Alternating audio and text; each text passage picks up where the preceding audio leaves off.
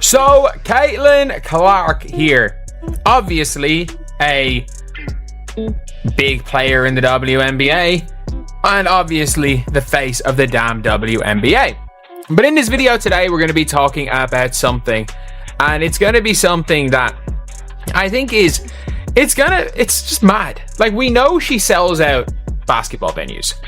Like, that's a given. We all know that happens. Caitlin Clark sells out basically any basketball venue that she sets foot in. And not only that, we have now got Caitlin Clark selling out something that isn't basketball. And you know the way I've always said, like, Caitlin Clark could sell out. If Caitlin Clark just had a shoot around, she could sell out. Caitlin Clark has sold out. I'm not joking when I say this. She has sold out a women in business conference has now sold out with her as a keynote speaker. Caitlin Clark delivers an explosive performance, and yet the WNBA and its critics seem more focused on downplaying her achievement than celebrating it. Instead of honoring her incredible talent, the league and its media commentators are constantly finding ways to diminish, dismiss, and even ridicule her success. But why is this happening? Why does the WNBA, a league that desperately needs attention and revenue, appear to resent its brightest star? The answer is more telling than you might think. At the core of this so-called professional league lies a deeper issue, one that no one wants to address. The WNBA seems unwilling to embrace success unless it fits into their narrow, predefined vision of what it should be. Clark, step back three, knocks it down! Of that run to the finals before the Liberty fell to the three. Just for that reason, they're too deadly from behind the arc. An 11-0 run for New York. Clark, she got enough. Caitlin Clark has achieved what no rookie in WNBA history ever has, shattering attendance records, attracting millions of new viewers, and making the league more relevant than ever. So how does the WNBA react? Do they embrace her success? Do they position her as the face of their struggling organization? No. Instead, they dismiss her. They downplay her achievements as if her rise is an inconvenience, an interruption to the carefully constructed narrative they've been trying to maintain.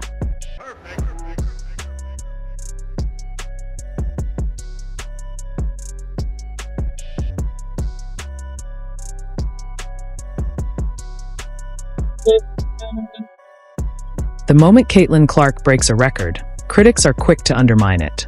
She shoots too much, they say. She's not efficient enough, or she's getting too much attention. It's odd, isn't it? When other WNBA players struggle with efficiency, the media hails them as trailblazers. But when Caitlin dominates, suddenly her success becomes a problem. This raises an important question. Who is the WNBA really trying to promote? The players who win, or the ones they personally favor? Because it's starting to seem like the league doesn't care about growing the sport. They care more about controlling the narrative. 2 in the first quarter against Connecticut. Clark, cut it! On a three.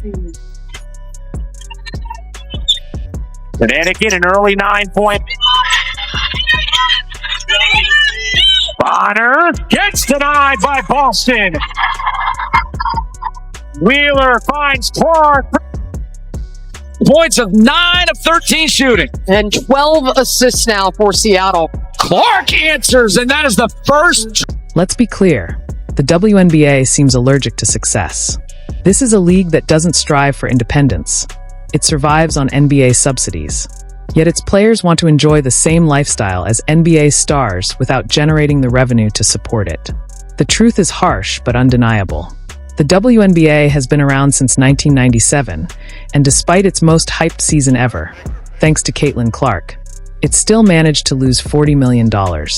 Let that sink in. With record attendance, the highest-rated games, and the most talked-about player in the league's history, they still couldn't turn a profit. It's like winning the lottery and going broke because you refuse to stop overspending. It works both ways. It works always.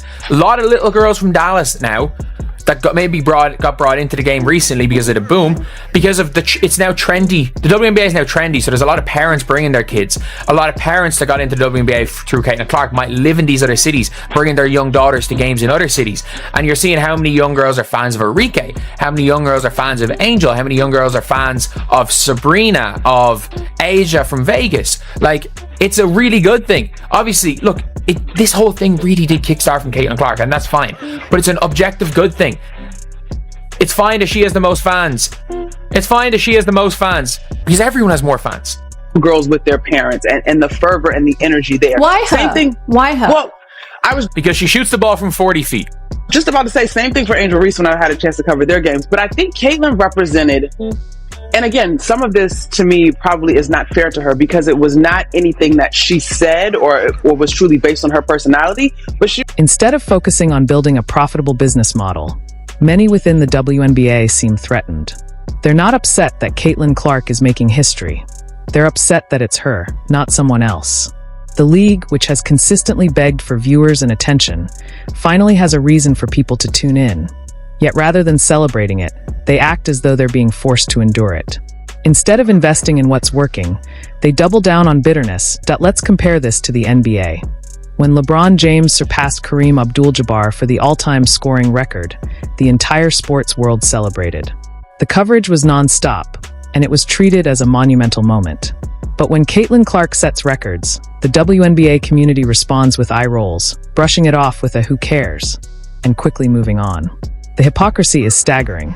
What's even worse is that some WNBA players are openly hostile toward her, as if her success somehow diminishes their own. When Stephen Curry revolutionized basketball with the three-point shot, players didn't tear him down. They adapted, they learned, and they grew. But in the WNBA, when Caitlin Clark brings millions of eyes and dollars to the sport, her own colleagues seem to resent her for it. I love that she's bringing to her sport. Caitlin Clark. Yeah. More people want to watch. There you go. More people want to tune in. Don't get it twisted. Don't get it fucked up. Caitlin Clark is the reason why a lot of great things is going to happen for the WNBA. Good for you, LeBron. But for her individually, I don't think she should get involved on nothing that's being said. Just go have fun, enjoy, but I'm rooting for Caitlin because I've been in that seat before. I've walked that road before. I hope she kills. You can pause it right here. Listen, got to give him credit. Awesome. Good for you, bro, for saying something like that. Yes. The fact that because, he knows what it's like to come in and from the moment you're getting all that criticism, he relates to him from that side. But I'm glad he didn't use any race baiting card and say anything like that. I thought that's what was going to happen. I'm actually impressed with the position he took. This is why I love comedy. And that's the tragic irony. The WNBA claims it wants more viewers, more revenue, and more respect. But when someone actually brings all of that to the table, they reject it. The reality is they don't want growth. They want to complain. They don't want change. They want to be handed more without having to earn it or adapt. It's a mindset that's holding the league back from reaching its true potential. About this. One of the funniest things about all of this is that, one of her biggest business decisions was a fumble. Was a major fumble in Nike. But these are great gigs, not time-consuming, likely very lucrative in a position as a person of influence for both now and the future. I would say they are very lucrative. As far as I'm aware, for a half an hour of Caitlin Clark's time over Zoom, it's like 50k. And it's like 100k minimum for her to show up somewhere. And you would be thinking, if she's showing up outside of Indiana, you would think that it's going to cost her a couple of $100,000. It's going to cost a couple of $100,000. It is. It's very, very interesting. It'd be very interesting to see what is just all around going to happen when it comes to Caitlin Clark, some of the business stuff. But this looks like somebody just sold a house. Not wrong. Does that say sold out? The harsh reality is that the WNBA is standing in its own way. Instead of embracing Caitlin Clark, they're sabotaging their biggest star, proving they'd rather be a glorified social club than a legitimate sports league. The NBA didn't become a global powerhouse by tearing down its superstars. It embraced them and built around them. The WNBA, on the other hand, seems too busy finding ways to make success look like a problem. It's a self-destructive mindset that's holding the league back from realizing its full potential. Giroux turns, ducks in. Fagbenle stays with her. Blocked from behind. That was Clark. Clark looking to push. Cross-court pass. Full. Back to Clark. She will. Clark finds some space and hits a three. Clark over Horston. Hits a three. You're passing, but Indiana's got to stop letting the ball get into the paint. They've got to keep it out. Clark, step back. Hits a three.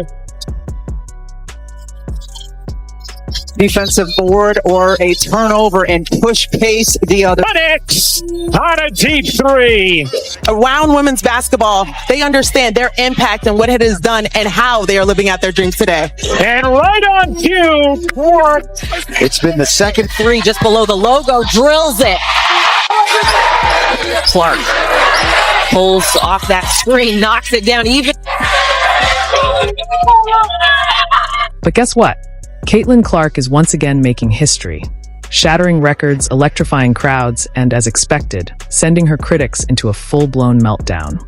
Instead of celebrating her greatness, the WNBA and its media pundits are still finding new ways to downplay, dismiss, and even mock her success. But why? Why does the WNBA, a league desperate for attention and revenue, seem to resent its biggest star? The answer is more telling than you might think. Deep within the heart of this so-called professional league lies a problem no one wants to address. The WNBA doesn't want success unless it fits their narrow vision of what success should look like.